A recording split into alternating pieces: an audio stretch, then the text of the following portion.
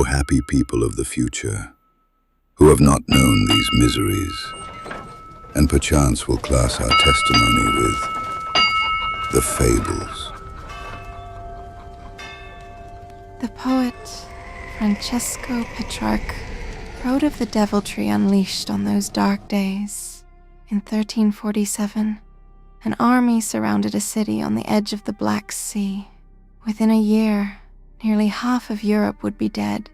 The Black Death did not begin in Europe.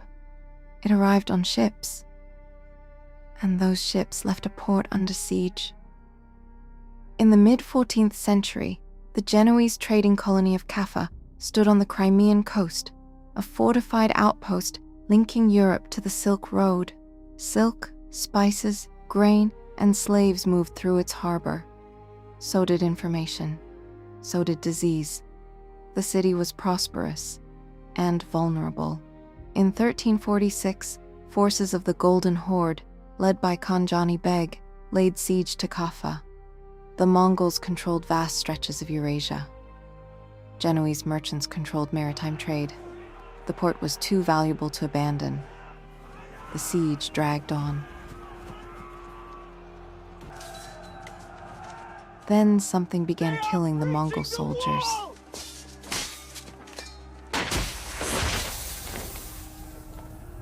Contemporary accounts describe sudden fever. Death followed within days. What the Mongols faced was plague, likely Yersinia pestis, already moving along Central Asian trade routes.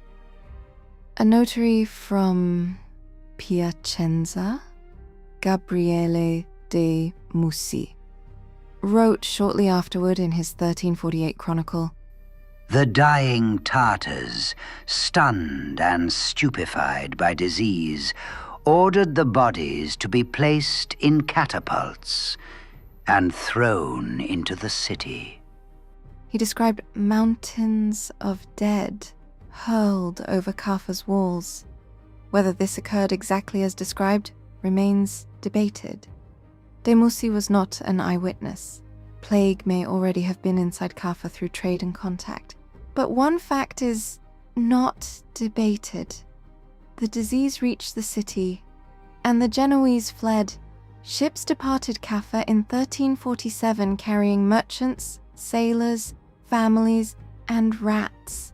They sailed west across the Black Sea, to Constantinople, to Messina in Sicily, to Genoa, to Venice, to Marseille. Later chroniclers describe what followed when the ships arrived in Italy. When the sailors reached Genoa and Venice, and mixed with the people there, it was as if they had brought evil spirits with them.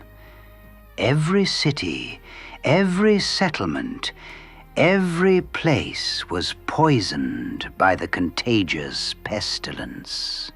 When the first ships reached Sicily in October 1347, witnesses describe crews either dead or dying at the oars.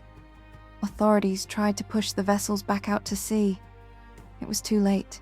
Within months, plague spread along Mediterranean ports. From there, it followed rivers, roads, and trade corridors inland.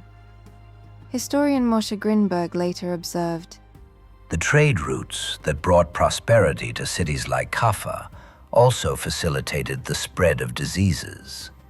Peace, rather than the war, was an unwitting assistant of the pandemic diffusion." It traveled the same networks that had built European wealth. Urban density accelerated it. Commerce distributed it. Winter failed to stop it. By 1348, Florence was collapsing. By 1349, England was overwhelmed. By 1351, much of Europe had been transformed.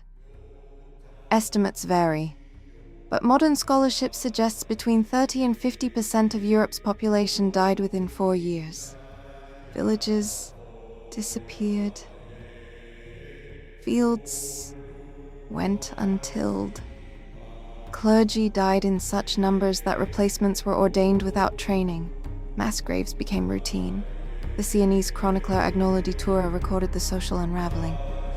Father abandoned child, wife, husband, brother, sister. No one could be found to bury the dead.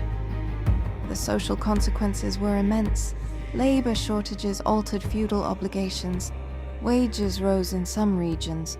Persecution increased in others. Minority communities were scapegoated. Authority fractured under strain.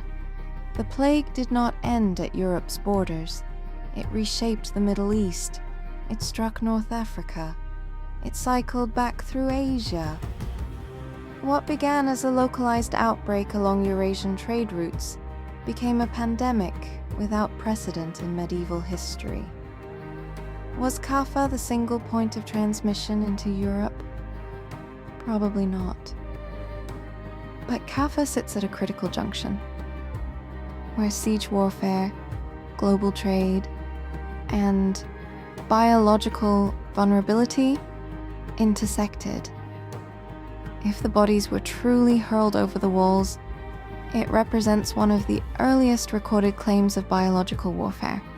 If they were not, the outcome was no less catastrophic. The greater truth lies elsewhere. The Mongols did not invent the plague. They could not control it.